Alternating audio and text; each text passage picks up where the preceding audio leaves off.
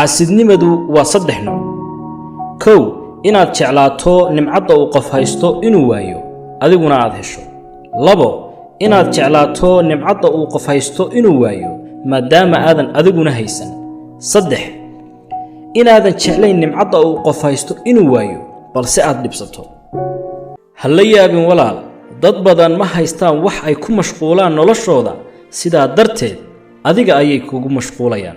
haddii aad ku mashquulsan tahay burburinta nolosha dadka kale, ma heli doontid waqti aad noloshaada ku hagaajisid. waxaan u mahad celinayaa dadkii xunxumaa ee noloshayda qaybta ka ahaa, waayo waxay tuseen iguna baraarujiyeen inaan dhowrto oo ilaashto, ilaahayna ugu mahad celiyo dadka wanaagsan ee noloshayda qaybta ka ah.